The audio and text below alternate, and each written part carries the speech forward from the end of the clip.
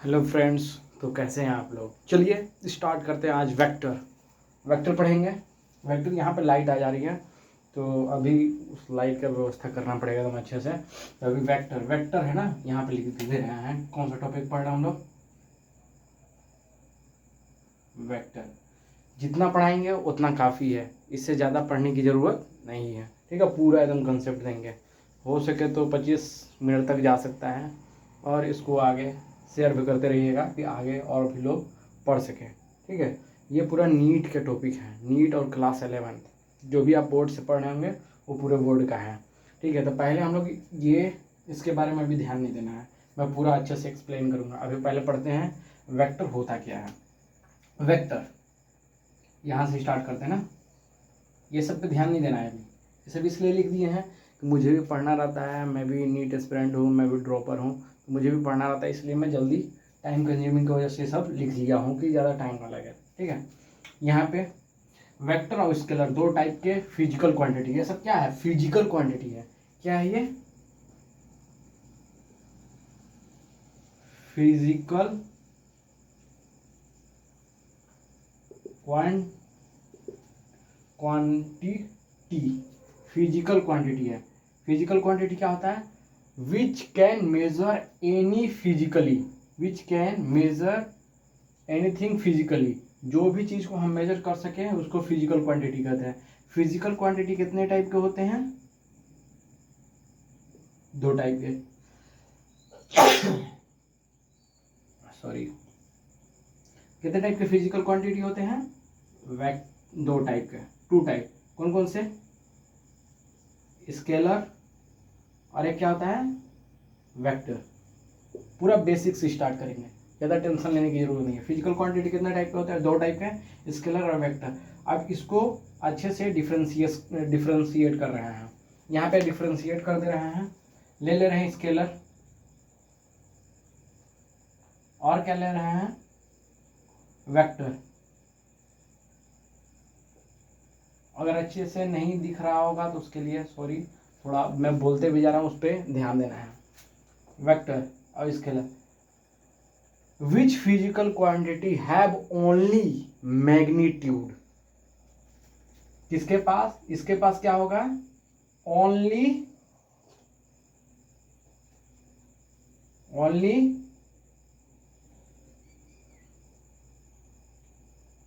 Only only क्या रहेगा, विच has only magnitude.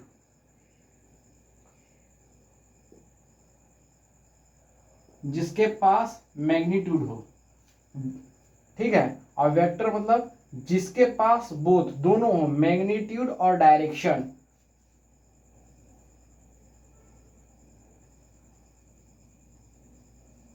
Which has both magnitude direction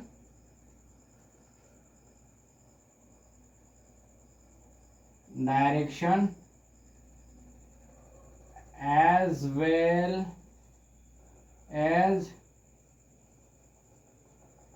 as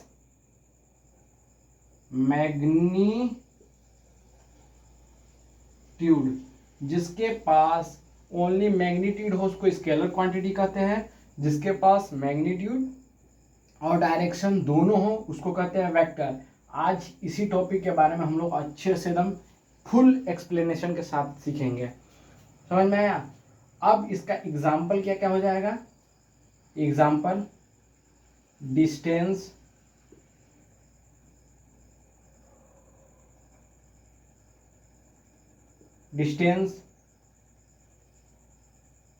speed,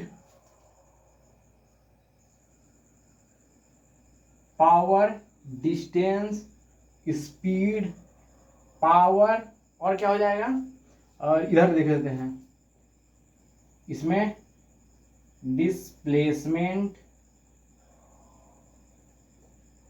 velocity, फिर pressure, फिर force, फिर इसमें हो जाएगा एनर्जी, और इधर क्या हो जाएगा फोर्स, फिर क्या हो जाएगा वेट। ठीक है, इतने होते हैं। और भी फिजिकल क्वांटिटी होते हैं। इसमें क्या होगा, एक होता है मास और क्या होता है डेंसिटी। ठीक है, अब इसको अच्छे से एक्सप्लेन करेंगे। फिजिकल क्वांटिटी कितने टाइप के हैं, दो टाइप के, एक स्केलर एक वेक्टर। स्केलर में जिसके पास ओनली मैग्नीट्यूड हो, और वेक्टर जिसके पास direction as well as magnitude दोनों हो। उसका एग्जांपल क्या है स्केलर का, distance, speed, power, energy, mass, density etcetera. इसमें क्या है displacement, velocity, pressure, force, weight, और क्या होगा इम्पल्स भी होगा। ठीक है, इसमें आते हैं तुम्हारे वेक्टर में। अब वेक्टर को अच्छे से एक्सप्लेन करके पढ़ाते हैं। इसको पूरा नोट कर लीजिए यहाँ से यहाँ तक, इसको अभी एक्सप्लेन करके बता रहे हैं। ठीक है, इतना नोट कर लीजिए, फिर मिटाते हैं। ठीक है, मिटाते हैं। Physical quantity, scalar vector, scalar which has only magnitude, vector which has both direction as well as magnitude. Distance, speed, power, energy, mass, density scalar. Vector में displacement, velocity, pressure, force, weight. इसको मिटा देते हैं। ठीक है, इसको भी मिटाते हैं।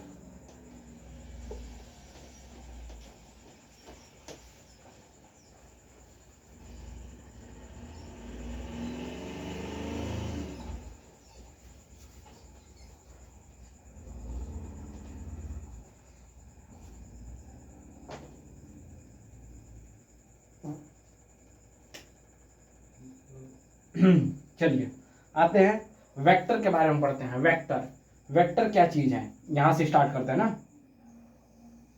ये ऊपर वाले अभी भूल जाइए, यहां से स्टार्ट करते हैं। वेक्टर, वेक्टर, वेक्टर मतलब जैसे कि किसी वेक्टर के पास क्या है डायरेक्शन और मैग्नीट्यूड। जैसे ए लिए, ए के ऊपर ऐसे लगा दिए थे, ये क्या हो गया वेक्टर, वेक्टर। ठीक है, इसको कहते हैं वेक्टर। वेक्टर के पास क्या क्या होता है magnitude and direction. A cap ये क्या देता है मैग्नीट्यूड, मैग्नीट्यूड। और ए नहीं नहीं sorry sorry sorry sorry sorry, a cap है ना, ये क्या देगा डायरेक्शन देगा, ये देगा डायरेक्शन। ठीक है, ये क्या देगा आपका मैग्नीट्यूड।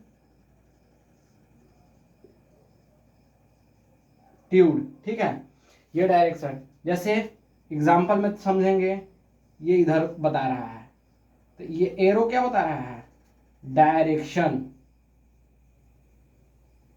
ठीक है, ये क्या बता रहा है मैग्नीट्यूड। जितना वेक्टर पढ़ेंगे उससे ज्यादा आपको पढ़ने की जरूरत नहीं है। ए जो है ए वेक्टर है, ये पूरे इसको पूरे को क्या कहेंगे वेक्टर। ठीक है, ये वेक्टर है जिसके पास मैग्नीट्यूड और डायरेक्शन दोनों होता है, उसको कहते हैं वेक्टर। ठीक है, वेक्टर को लिखने का तरीका होता है ए ऊपर में लाइन, फिर ए कैप और फिर ए, और इस मैग्नीट्यूड को इस तरीके से भी लिख सकते हैं ए, ऐसे ही ये भी होता है, ये भी मैग्नीट्यूड ही है। समझ में आया ना, ये भी मैग्नीट्यूड है, ये भी मैग्नीट्यूड है। अगर ये चाहे तो दोनों तरफ से लाइन ना खींचे तो भी चलेगा, ये भी मैग्नीट्यूड है। ठीक है, इतना कुछ समझ गए। अब आगे बताते हैं क्या होता है। अब देखिए, जैसे हमारा एक्सिस दे दिया, मान लीजिए कि 3 एक्सिस दे दिया, 3 डायरेक्शन होता है ना, x axis, y axis, z axis. ठीक है, अगर बोल दिया कि 3 एक्सिस में हमारा है एक कोई ऑब्जेक्ट है जो तीनों डायरेक्शन में जाता है, जैसे कि ए वाई, ए एक्स, ए जेड में। ठीक है, इतना समझ में आया। अगर कोई ऑब्जेक्ट है जो हमारा तीनों डायरेक्शन में जाता है तो उसको लिखने का तरीका क्या है ए एक्स आई कैप, आई डायरेक्शन में एक्स एक्स को क्या कहते हैं कैप। एक्स क्या होता है आई कैप में, और क्या होता है एक्स, वाई क्या होता है जे कैप, और जेड क्या होता है के कैप। ठीक है, ये बताता है। तो अगर हमारा कोई ऑब्जेक्ट है, जो एक ऑब्जेक्ट का बात कर रहे हैं, तब ये वाला फॉर्मूला लगेगा, ए x I cap plus a Y plus a Z के कैप। ठीक है, अब जब दो ऑब्जेक्ट तीनों एक्सिस पे जाएगा, ये एक्सिस है एक्स वाई जेड, तो इसमें क्या होता है बी एक्स आई कैप प्लस बी वाई जे कैप प्लस बी जेड के कैप।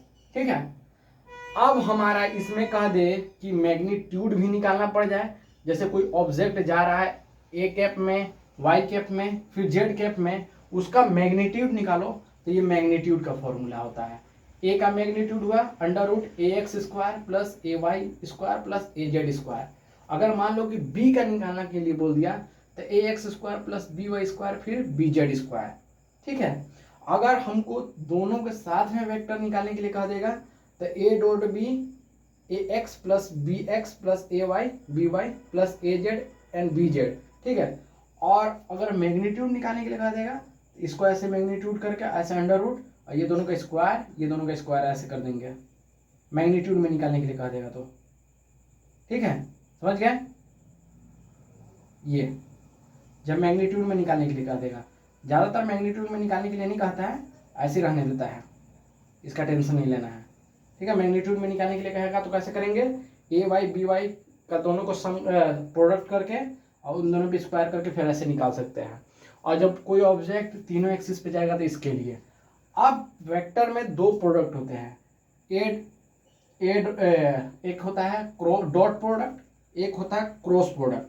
इसको ऐसा मैं बताऊंगा कि जिंदगी भर हर फॉर्मूला इसी के बेस पे है, अगर ये जान गए तो सब जान गए। ठीक है, इसको मिटा दें, इसको नोट कर लीजिए, पूरा पूरा आप नोट कर लीजिए, पूरा पूरा नोट करने की जरूरत है। ठीक है, आप बता दे रहे हैं, इसको मिटा दे रहे हैं।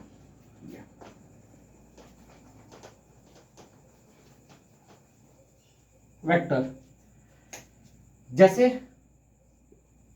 अगर ये हमेशा दो ही चीज पे काम करता है, ट्रायंगल लॉ पे काम करता है, ट्रायंगल लॉ वेक्टर एडिशन पे काम करता है। ठीक है, तो आगे हम पढ़ेंगे triangle law of vector addition कैसे होता है। जैसे मान लीजिए कोई ऑब्जेक्ट है,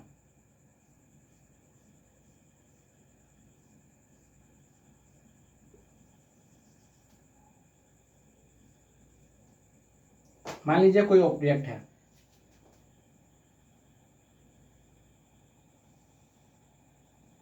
ठीक है, ठीक है, रिजल्टेंट मतलब होता है जो हाइपरटेनस होता है ना, उसी को रिजल्टेंट कहते हैं। और इसमें वेक्टर में हमेशा टेल से टेल जुड़ेगा और हेड से हेड जुड़ेगा।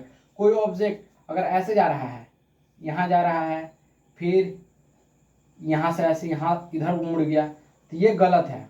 ठीक है, वेक्टर में क्या करेंगे, फिर इसको आगे ला देंगे, ये डायरेक्शन सही है आपका, ये वेक्टर सही रहेगा, क्योंकि वेक्टर में हेड से हेड जुड़ता है, टेल से टेल जुड़ता है। इसको कहते हैं हेड, इसको कहते हैं टेल। ठीक है, टेल से टेल ऐड होगा और हेड से हेड। ठीक है, लिख लीजिए एक जगह, हेड टू हेड अटैच्ड और टेल टू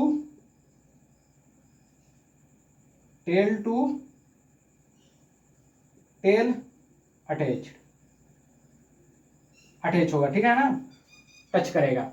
ठीक है, हेड से हेड, टेल से टेल।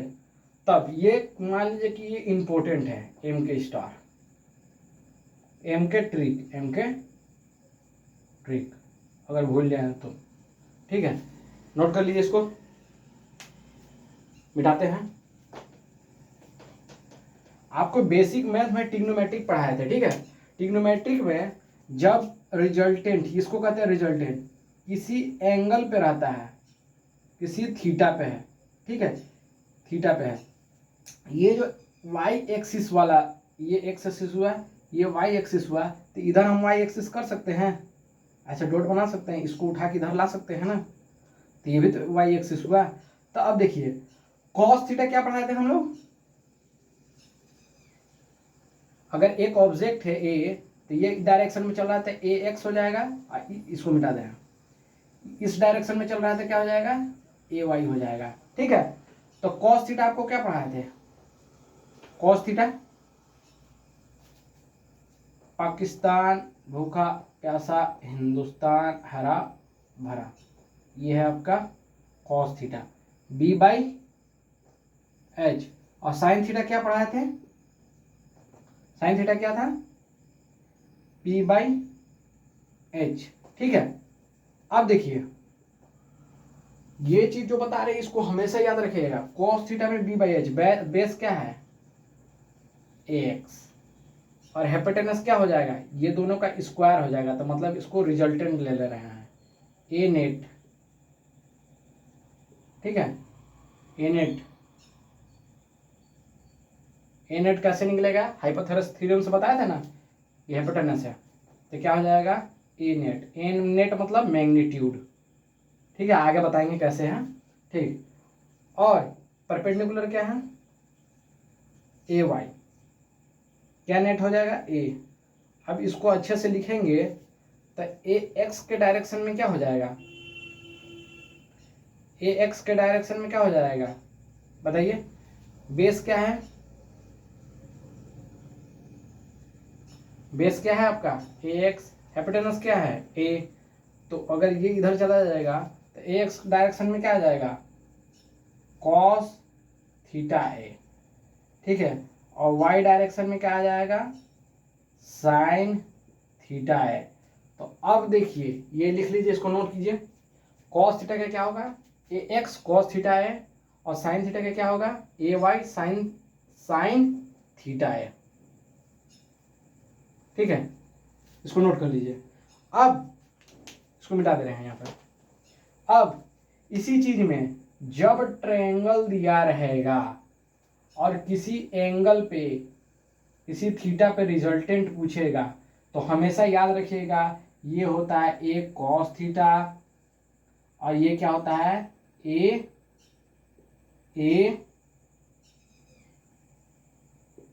Sine theta. जो थीटा जिस बेस पे टच रहेगा वो हमेशा कॉस होगा ऑलवेज। हिंदी में लिखना है, लिख लीजिए कि जिस थीटा जिस बेस पे टच रहेगा वो ऑलवेज ए कोस थीटा होगा, उसका अपोजिट क्या हो जाएगा ए साइन थीटा, ए साइन थीटा। अब ऐसा नहीं है कि हमेशा एक्स एक्सिस साइन थीटा ही होगा और वाई हमेशा एक्स एक्सिस कोस थीटा होगा और वाई एक्सिस आपका साइन थीटा होगा, ये कंपलसरी नहीं है, ये दिमाग में बैठा लीजिएगा। अगर यहाँ पे थीटा कर देंगे तो वाई एक्सिस क्या हो जाएगा कोस थीटा, और ये क्या हो जाएगा साइन थीटा। मान लीजिए कि अगर हम मान लीजिए कि हम अगर यहाँ पे एंगल कर दें ऐसे, यहाँ पे ट्रायंगल रिजल्टेंट यहाँ से थीटा कर दें तो ये क्या हो जाएगा आपका, ये फिर हो जाएगा आपका, इधर से निकालेंगे तो क्या हो जाएगा ये ए कॉस थीटा। ठीक है, ये ना होगा क्योंकि 90 डिग्री यहाँ से ना बनेगा, 90 डिग्री यहाँ से बन जाएगा, ये थीटा हो जाएगा। जब 90 डिग्री के 90 डिग्री सामने थीटा होता है तो उसके बाद सामने वाला परपेंडिकुलर ये बेस और ये हो जाएगा हाइपोटेनस, और निकालेंगे तो ए कोस थीटा हो जाएगा और ये क्या हो जाएगा ए साइन थीटा। तो देखिए एक्स एक्सिस पे आ गया ना, वाई एक्सिस पे कोस थीटा चला गया।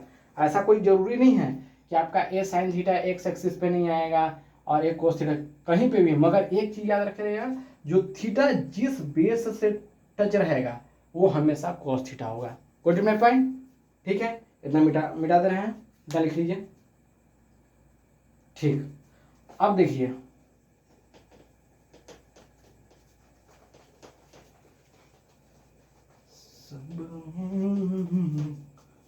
जितना पढ़ा रहे उतना काफी है, समझे।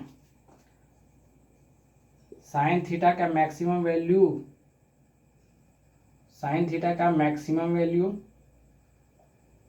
साइन थीटा का मैक्सिमम और इसका मिनिमम, मैक्सिमम मिनिमम दोनों का कॉस थीटा का। ठीक है, तो कैसे मैक्सिमम मिनिमम पता करेंगे? साइन 0 पे कितना होता है? साइन 0 पे कितना होता है? 0 डिग्री पे। साइन अगर 0 डिग्री क्या रखेंगे तो कितना हो जाएगा? अगर साइन को 0 डिग्री पे रखेंगे, जो डिग्री होता है उसी से मैक्सिमम और मिनिमम पता करते हैं। साइन 0 डिग्री रखेंगे, ट्रिग्नोमेट्री में बताया ना, इधर चलता है साइन। साइन अगर 0 डिग्री रखेंगे तो कितना आएगा? साइन 0 डिग्री पे 0। ठीक है, और साइन 90 पे कितना आएगा? साइन 90 पे, 90 डिग्री पे 1 आएगा। कॉस 90 डिग्री पे कितना आता है? 0।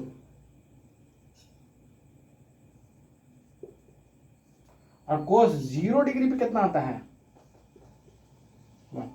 तो साइन थीटा का मैक्सिमम वैल्यू किस डिग्री पे मिलेगा? 90 डिग्री पे। मिनिमम 0 डिग्री पे। कॉस थीटा का 0 डिग्री पे मैक्सिमम वैल्यू मिलेगा, मिनिमम 90 डिग्री पे मिलेगा। ये अगर याद रहेगा तो आप वेक्टर का कोई भी क्वेश्चन सॉल्व कर सकते हैं। ये मेरा है, मेरा मानना है, कोई बताएगा नहीं, एम के ट्रिक। ठीक है, ये याद होना चाहिए कि साइन थीटा 90 डिग्री पे कितना होता है? 1, और मिनिमम कितना होता है? 0 डिग्री पे 0। कॉस थीटा 0 डिग्री पे कितना होता है? 1, 90 डिग्री पे 0, इसका अपोजिट होता है, याद रखे रहिएगा। अब इसी से पूरा डॉट और क्रॉस प्रोडक्ट कंप्लीट हो जाएगा, बस इतना जान जाएंगे तो समझ में आया? What is the point? इसको मिटाते हैं, आप नोट कर लीजिए।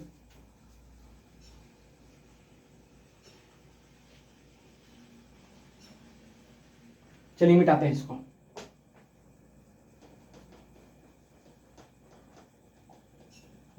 बता दूं,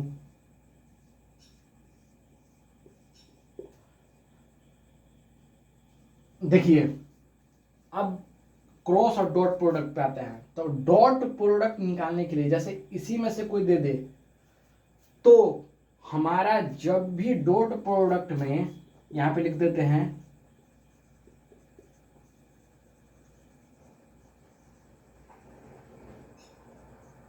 डॉट प्रोडक्ट की बात होगी तो ए डॉट बी कितना होता है? ए बी कॉस थीटा, ये याद रखिएगा। और सुनिए, कॉस थीटा जितने भी फॉर्मूले आएंगे, जैसे एफ, जैसे वर्क डन निकालना होगा आगे में पढ़ेंगे, वर्क डन होता है F dot S cos theta. तो इसमें क्या बात करता है? कॉस थीटा में, कॉस थीटा के मैक्सिमम वैल्यू कितना होता है? 0 डिग्री। 0 डिग्री मतलब जब तुम्हारा अगर कोई भी एक्सिस है, मान ली इस एक्सिस पे चल रहा है आई कैप और जे कैप, अगर ये 90 डिग्री पे रहेगा तो क्या हो जाएगा? मिनिमम हो जाएगा, होगा ना जी? एक दूसरे के एक्सिस 90 डिग्री पे रहता है ना, परपेंडिकुलर होता है ना एक्स। क्या यार गलती लिख दी क्या? आई कैप, जे कैप, के कैप, ये तीनों एक दूसरे के एक्सिस परपेंडिकुलर होता है। अगर हम यहाँ 90 डिग्री कोस का रखें तो क्या हो जाएगा? मिनिमम। तो हमारा कोस थीटा का वैल्यू मैक्सिमम हमेशा होना चाहिए। मिनिमम मतलब 0 हो जाएगा तो 0 हो जाएगा, मगर हमको डॉट प्रोडक्ट निकालने के लिए हमेशा मैक्सिमम की बात करते हैं, मिनिमम की बात नहीं करते हैं। तो कॉस थीटा का कितना वैल्यू रखेंगे?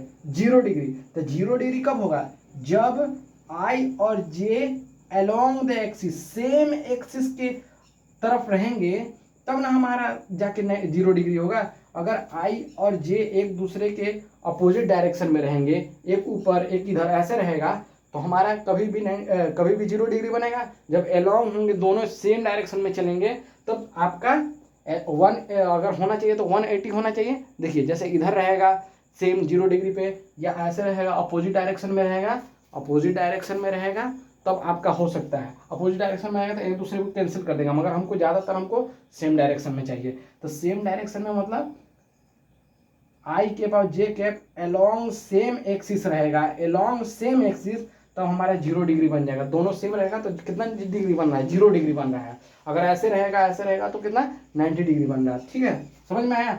तो हमारा आई और जे कौन से एक्सिस पे होना चाहिए? Along the axis, same axis पे होना चाहिए, तब जाके डॉट प्रोडक्ट यूज होगा। ये दिमाग में बैठा लीजिए आप, ये कोई कंसेप्ट देगा नहीं। हमेशा मैक्सिमम वैल्यू की बात करते हैं। किसकी बात करते हैं? मैक्सिमम वैल्यू की बात करते हैं। मैक्सिमम मैक्सिमम वैल्यू की बात करते हैं तो मैक्सिमम कॉस थीटा का वैल्यू कितना होता है? 0 डिग्री पे कितना होता है? 1। ये याद रखिएगा ऑलवेज। एलोंग द एक्सिस होगा तब हमारा डॉट प्रोडक्ट निकलेगा। अब हम मान लीजिए डॉट प्रोडक्ट आपको अच्छे से समझा दिए। अब हम आपसे पूछेंगे कि क्रॉस प्रोडक्ट का बता दो, तो क्रॉस प्रोडक्ट निकालेंगे आप लोग? क्रॉस प्रोडक्ट तो बता सकते हैं ना। A cross b equal to a b sine theta. Sine theta का मैक्सिमम वैल्यू कितना होता है? कितना होता है? साइन थीटा का मैक्सिमम वैल्यू कितना होता है बताइए? 90 डिग्री पे। कितना? 1। ये 0 डिग्री पे, तो एक्स हमारा किधर होना चाहिए? ऑब्जेक्ट किधर होना चाहिए एक्सिस के? परपेंडिकुलर। एलोंग द एक्सिस नहीं, परपेंडिकुलर। साइन थीटा में याद रखे रहिएगा कि हमारा जो वेक्टर क्वांटिटी निकलेगा परपेंडिकुलर टू द एक्सिस किधर होगा? You always. ठीक है, इतना याद रखिएगा तभी आपसे बनेगा क्वेश्चन, नहीं तो नहीं बनेगा। ये चीज कंसेप्ट कोई टीचर नहीं देता है। अगर साइन थीटा क्रॉस प्रोडक्ट निकालना है तो हमारा साइन थीटा का वैल्यू कितना होना चाहिए? 90 डिग्री। 90 डिग्री मतलब 1 मतलब मैक्सिमम वैल्यू। अब कब होगा? एलोंग द एक्सिस होगा। अगर पैरेलल कर देंगे तो मिनिमम। मिनिमम में क्या हो जाएगा? 0। समझ में आया? ये ऐसे यूज करते हैं डॉट और क्रॉस प्रोडक्ट। कोई टीचर आप लोगों को पढ़ाते नहीं कि डॉट और प्रोडक्ट और क्रॉस प्रोडक्ट कैसे निकाला जाता है। आज एकदम अच्छे से समझा दे रहा है आपको। किसके होने चाहिए? एक्स और वाई के परपेंडिकुलर। एलोंग द एक्सिस नहीं, एलोंग द एक्सिस होगा। ये क्या होना चाहिए? परपेंडिकुलर। लिख भी दे रहे हैं, परपेंडिकुलर। ये क्या होना चाहिए?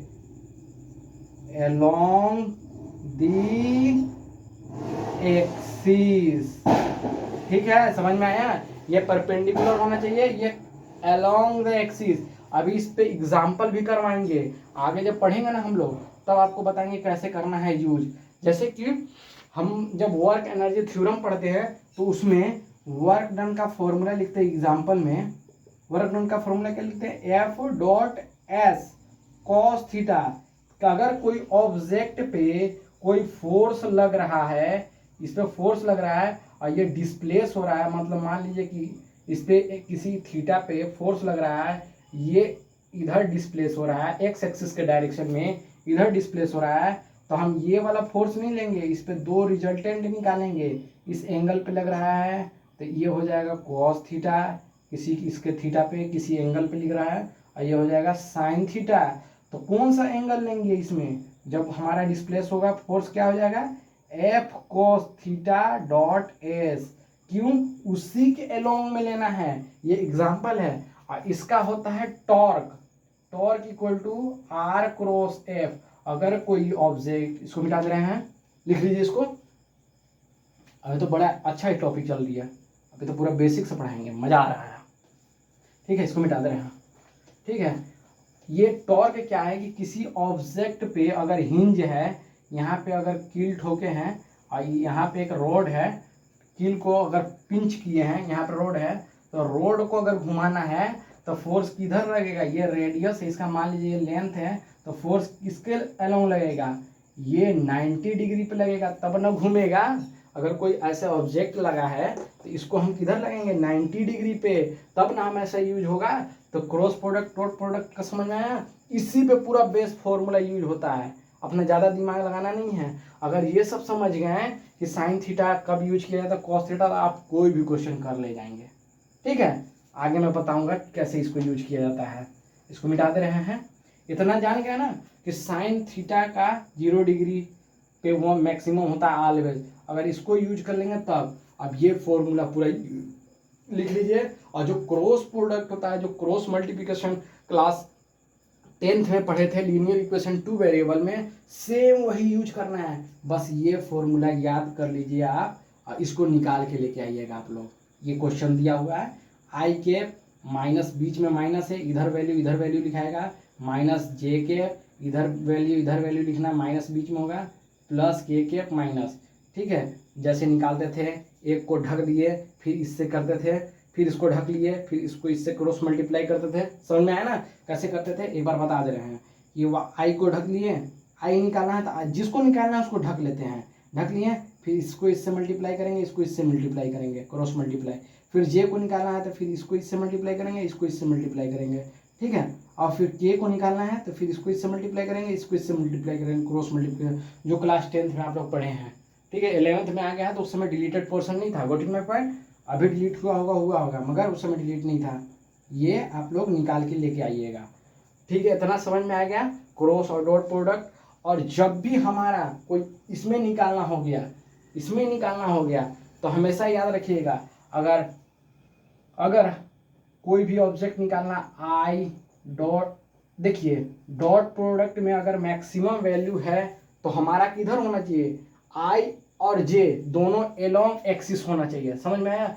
अगर कोई आई डॉट जे अगर मल्टीप्लाई हो रहा है तो इसका ये देखिए, अगर क्लॉकवाइज चलेगा तो पॉजिटिव देगा, और एंटी क्लॉकवाइज जाएगा तो नेगेटिव देगा। जैसे आई डॉट आई मल्टीप्लाई कर रहे हैं तो आई और जे, आई के बाद क्या आता है, आई के बाद जे, इन दोनों को मल्टीप्लाई करेंगे तो क्या आएगा, के किधर, सीधे डायरेक्शन में जा रहा है, आई जे के सेम डायरेक्शन में जा रहा है, जो अल्फाबेट पढ़ते आए उस डायरेक्शन में जा रहा है तो हमेशा पॉजिटिव होगा।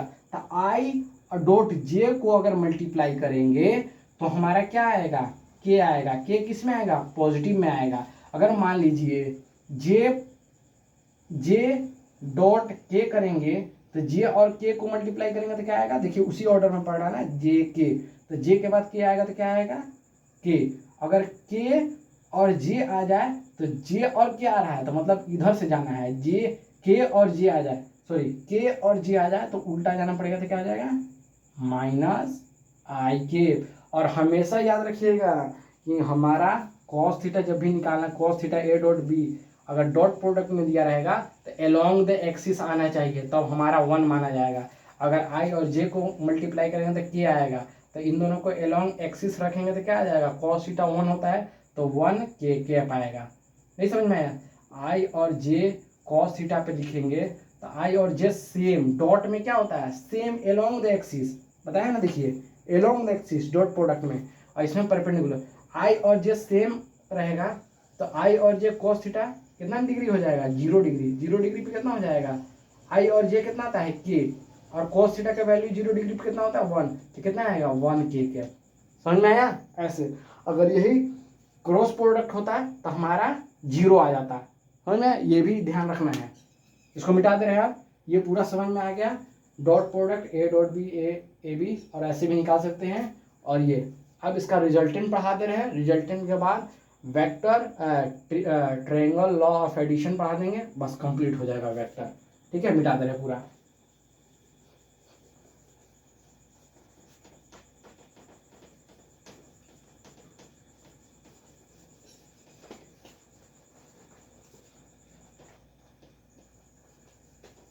ठीक है, जैसे अभी क्या पढ़ रहे थे, रिजल्टेंट।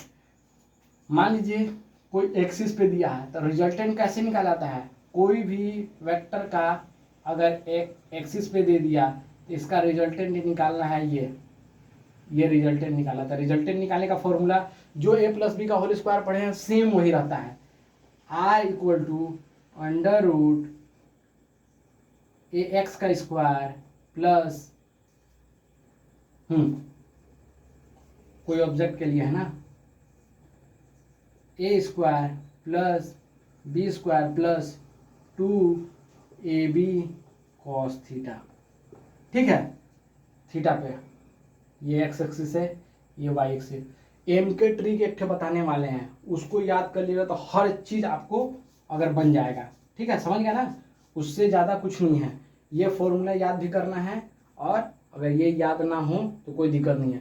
अगर यहाँ पे मैक्सिमम वैल्यू निकालेंगे, आर का मैक्सिमम वैल्यू क्या आ जाएगा, ए प्लस बी का होल स्क्वायर। किस इफ कितना लिखेंगे यहाँ पे, कितना डिग्री रखेंगे तो आ जाएगा बताइए, कितना कितना रखेंगे, 90 डिग्री रखेंगे तो ये हो जाएगा 0, तो 0 से 0 हो जाएगा तो a प्लस बी का होल स्क्वायर हो जाएगा। इफ 90 डिग्री पे r equal to a plus b का होल स्क्वायर हो जाता है। अब देखिए इतना मेरे को जानना नहीं है, अगर कोई भी ऑब्जेक्ट किसी एंगल पे दिया है, अगर मान लीजिए 60 डिग्री पे, तो उसका रिजल्टेंट निकालना हो गया। मान लीजिए 120 डिग्री पे दिया है तो उसको निकालना होगा, तो कैसे निकालेंगे, ठीक है, शॉर्टकट ट्रिक एकदम आसान।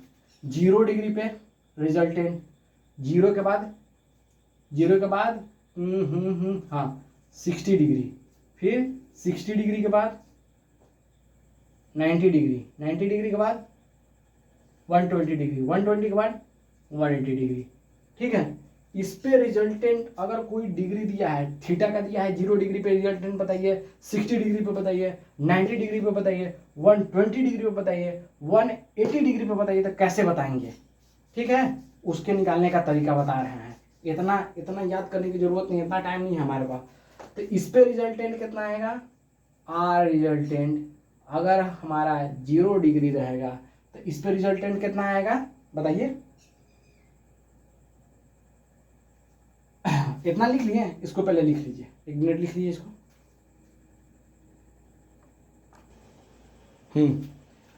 0 डिग्री पे होता है 2a, मतलब इसका रिजल्टेंट, मतलब a एक्सिस पे दिया है और बी वाई एक्सिस पे दिया, तो इसका रिजल्टेंट क्या हो जाएगा, √ax² प्लस ay²।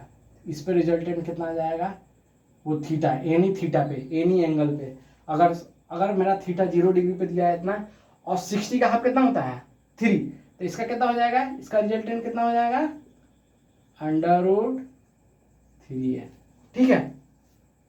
और 45 का डबल करेंगे, जैसे कि कोई भी बीच का एंगल कितना होता है, अगर हम इधर उंगली में बताएंगे तो कितना आ रहा है, बीच में आ रहा है, बीच बीच मतलब हाफ, हाफ होगा ना, तो इसका रिजल्टेंट होता है √2a, और इसका रिजल्टेंट होता है r इक्वल टू a, इसका रिजल्टेंट कितना होता है 0। अगर कोई बोलेगा कि दो वेक्टर, अगर दो वेक्टर a और b दो वेक्टर है, उसका कितने एंगल पे दोनों रिजल्टेंट बराबर हो जाएगा, तो 120 डिग्री पे। अगर बोले किसी 90 डिग्री पे दो दो वेक्टर जा रहे हैं, तो उसका रिजल्टेंट कितना हो जाएगा, √2a। याद कर लीजिए, ये ट्रिक बता रहे हैं कैसे याद करना है,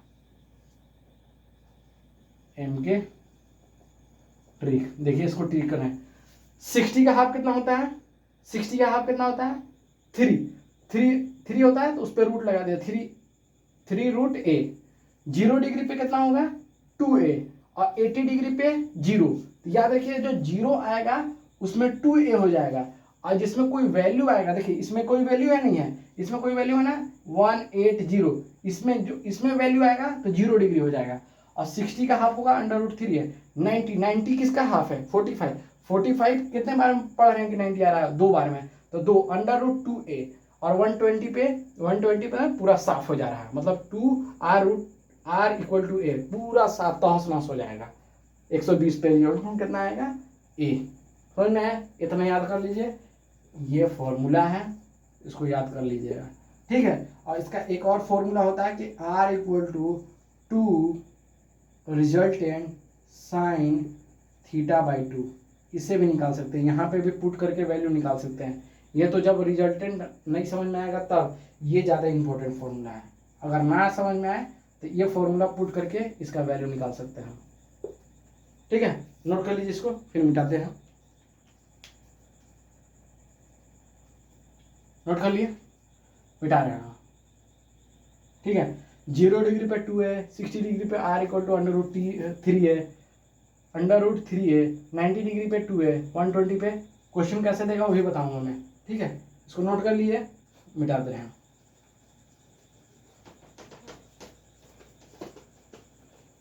अब एक लास्ट टॉपिक बच जा रहा है, उसको कर लेते हैं, बाकी सब बन जाएगा। क्वेश्चन लास्ट टॉपिक है, triangle law of vector addition. ठीक है, यहाँ से गया, यहाँ पे गया, ठीक है, इसका रिजल्टेंट कितना आएगा, यहाँ से एक वेक्टर गया,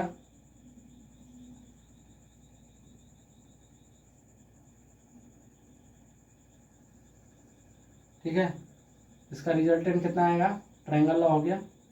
तो देखिए हम क्या बताते हैं, वेक्टर में हेड से हेड मिलना चाहिए, तो ये क्या हो जाएगा, ठीक है, इसको मान लीजिए आप ए, इसको मान लीजिए, ठीक है, हेड से हेड मिलना चाहिए, तो हेड से हेड मिला दीजिए, हेड से हेड और 90 डिग्री पे होना चाहिए, ये 90 डिग्री पे हो गया, ये हेड से हेड मिल गया, ये अल्फा मान लीजिए इसको, ये 90 डिग्री, ये रिजल्टेंट हो गया, ये हो गया, ये किसी पी पॉइंट मान लीजिए, तो ये हो गया ए, ये क्या हो जाएगा बी, ये क्या हो जाएगा, अगर ए है तो ये क्या हो जाएगा ए कॉस अल्फा, इसका 90 डिग्री बताया ना क्या होता है, इसका 90 डिग्री क्या होता है, ए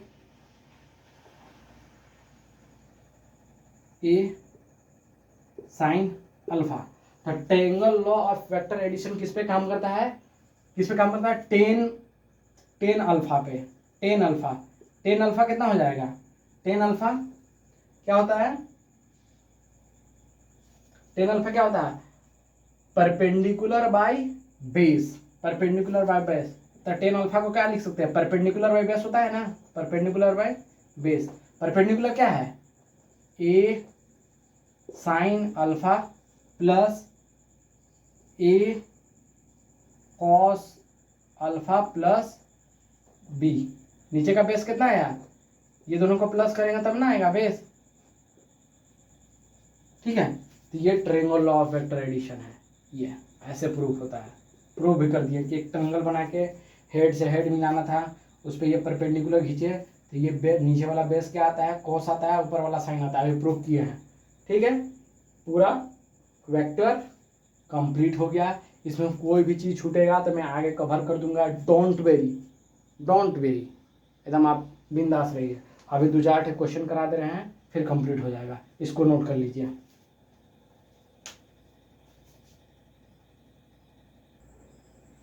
ठीक है, ये क्वेश्चन दिया है, तो मैग्नीट्यूड निकालना था, मैग्नीट्यूड का फॉर्मूला क्या बताए थे कि ए का मैग्नीट्यूड लिखना हो तो ऐसे भी लिख सकते हैं या ऐसे भी लिख सकते हैं ए, और इसका मैग्नीट्यूड निकालने के लिए क्या बताए थे, ए एक्स का स्क्वायर प्लस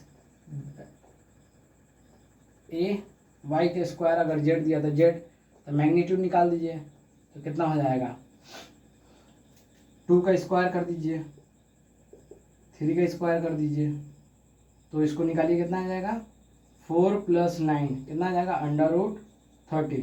तो ए मैक का मैग्नीट्यूड कितना आएगा, √13। अब इसको निकालते हैं, समझ में आ रहा है ना कैसे कर रहे हैं, मैग्नीट्यूड निकालना, तो मैग्नीट्यूड का फॉर्मूला हम पहले बता दिया है, रिवाइज कर लीजिएगा आप लोग। अब डायरेक्ट निकालते हैं, ठीक है। तो 1 का स्क्वायर, 2 का स्क्वायर, इसमें तीनों का वैल्यू दिया है, ठीक है। 1 + 1 + 4 √6, ठीक है। कैसे आया, आ गया समझ में, ये मैग्नीट्यूड हो गया, ये मैग्नीट्यूड ऐसे भी लिख सकते हैं, इसको नोट कर लीजिए।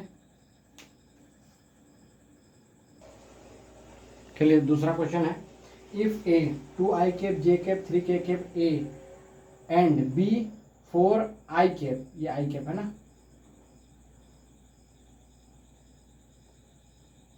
i cap, find angle between a and b।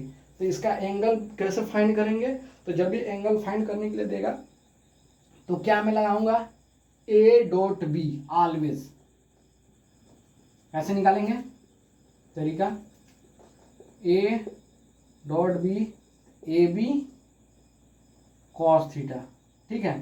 तो एलोंग एक्सिस होना चाहिए, तो एलोंग एक्सिस आई और जे कर देंगे तो परपेंडिकुलर हो जाएगा, परपेंडिकुलर में क्या हो जाएगा, मिनिमम हो जाएगा, तो 0 हो जाएगा, तो ये दोनों का तो मीनिंग कुछ नहीं है, इसका तो 0 हो जाएगा, ठीक है। नहीं समझ में आया, कि आई और जे को मल्टीप्लाई करेंगे तो आई और जे किस में हो जाएगा, परपेंडिकुलर में। कॉस 90 डिग्री कितना होता है, 0, तो 0 हो जाएगा।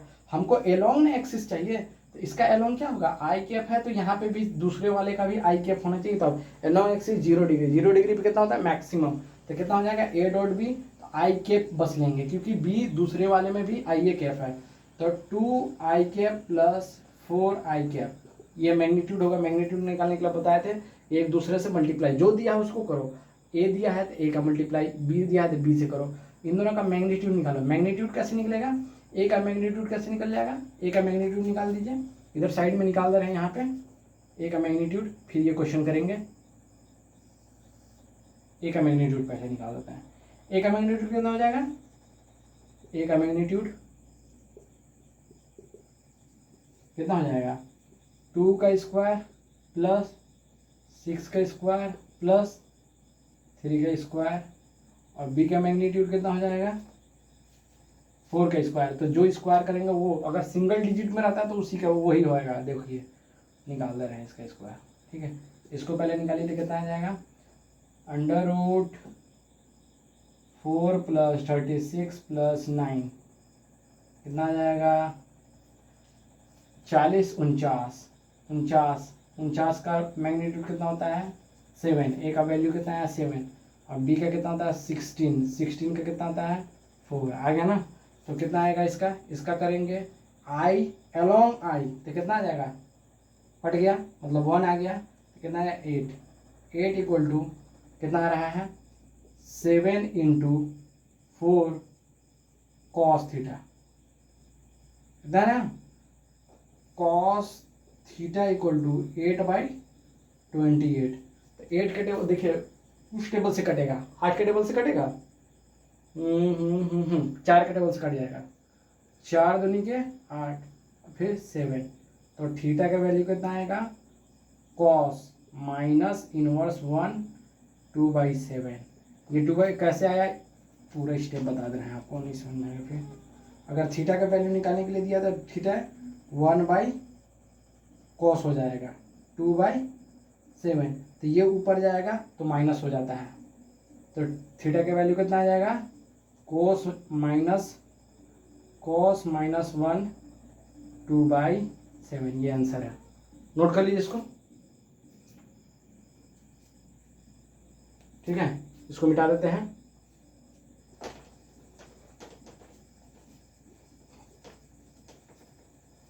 अब इसका निकालना है ए क्रॉस बी, तो ए क्रॉस बी जो दिया उसी को पूरा लिखना है, ज़्यादा दिमाग नहीं लगाना। ए क्रॉस बी तो लिख दे रहे भाई, ए क्रॉस बी दिया हो तो ए क्रॉस बी दिया हो तो ए क्रॉस बी, ए कितना दिया है 2i cap minus 2j cap.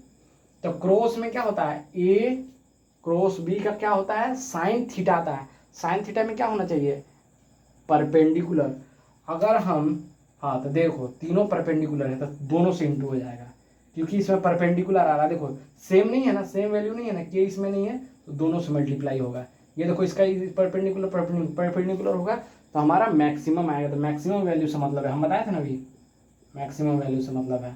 तो कितना आ जाएगा 5 के कैप, तो ए क्रॉस बी का कितना हो जाएगा 5 दूनी के 10, 5 दूनी के 10 क्या आ रहा है आई क्रॉस के, तो क्या बताते हैं आई जे के, तो आई क्रॉस के आ रहा है, आई क्रॉस के तो क्या हो जाएगा माइनस जे आ जाएगा इसका, ठीक है। समझ में आ रहा है ना, ऐसे चल रहा है ना, ऐसे आ गया क्योंकि आई क्रॉस के आ रहा है, फिर यहाँ पे आ रहा है माइनस है तो माइनस लगा दीजिए, माइनस कितना आ जाएगा 10 जे क्रॉस के, तो जे क्रॉस के तो इसका कितना आ जाएगा 10 आई क्रॉस जे, तो इधर जा रहा है एंटी क्लॉकवाइज। एंटी क्लॉकवाइज में क्या लिखवाए थे नेगेटिव, एंटी क्लॉकवाइज जा रहा है ना, आई जे, आई के बाद जे आना चाहिए था, आई के बाद क्या है के, तो कितना हो जाएगा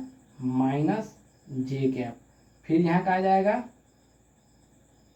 जे के तो क्या आ जाएगा पॉजिटिव, तो माइनस जे के बाद कितना आई कैप 10 आई कैप, कितना आता है जे के बाद आई, ठीक है। ऐसे लिखते हैं, आगे समझ में, ए क्रॉस बी का आ गया आंसर। मैग्नीट्यूड निकालने के लिए देगा तो दोनों का स्क्वायर निकाल देंगे। दोनों का स्क्वायर मतलब a क्रॉस b का मैग्नीट्यूड देगा तो इन दोनों का स्क्वायर कर देंगे, कितना आ जाएगा 100 प्लस 100 200 200 मतलब कि कितना आ जाएगा a क्रॉस b कितना आ जाएगा मैग्नीट्यूड में, मैग्नीट्यूड का साइन है 10√2। ठीक है, दोनों निकलवा दिए, इसको नोट कर लीजिए।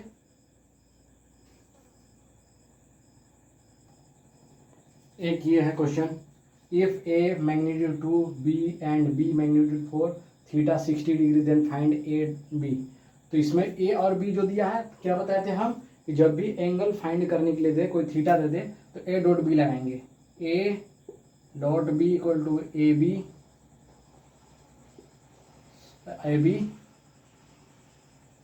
कॉस थीटा, डॉट प्रोडक्ट हमेशा लगेंगे। तो ए का मैग्नीट्यूड कितना है 2 इंटू 4 कॉस 60 डिग्री पे कितना आता है 2 इंटू 4 इंटू कितना आएगा कॉस 60 पे 1/2, 2 से 2 कट गया तो कितना आएगा 4। एक आपको थोड़ा सा वो ट्रायंगल लॉ में जो फॉर्मूला है ना थोड़ा उसमें मिस्टेक हो गया, सॉरी फॉर दैट। जैसे कि इसमें बताना था ये टेन अल्फा निकालना था, ठीक ना। तो यहाँ से गया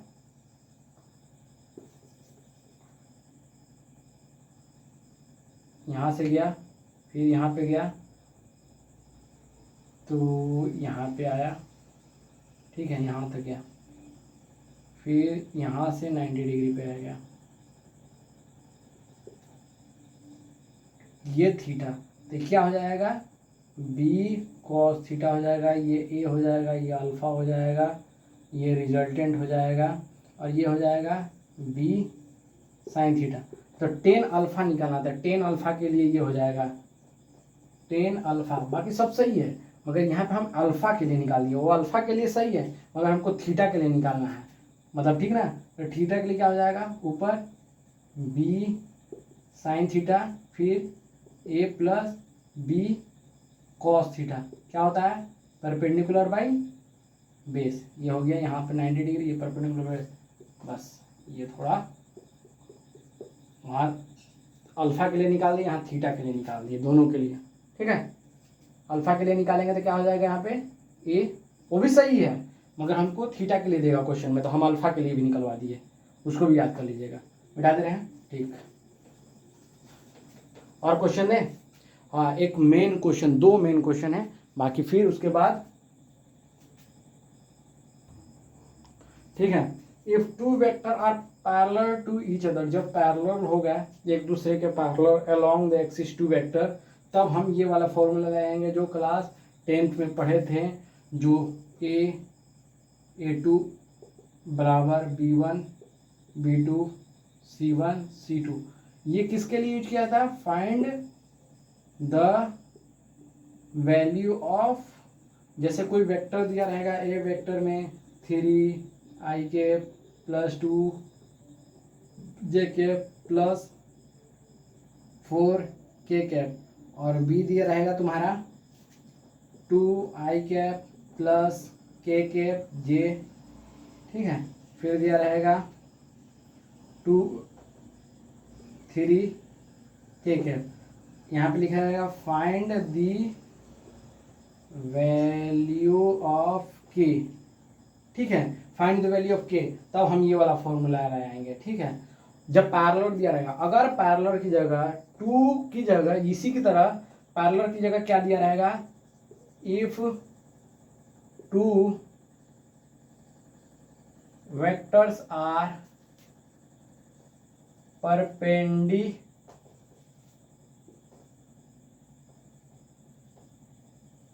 परपेंडिकुलर टू ईच अदर, ठीक है।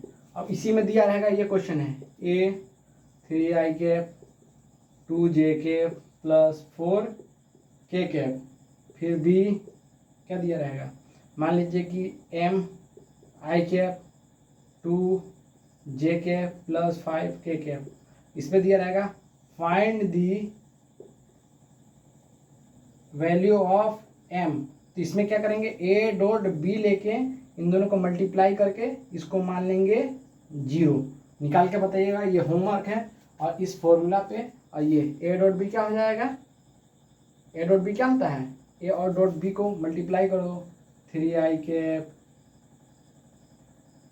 3i कैप प्लस 2 जे कैप प्लस 4 के कैप को मल्टीप्लाई कर दो इधर, एम आई कैप प्लस 2 जे कैप प्लस 5 के कैप।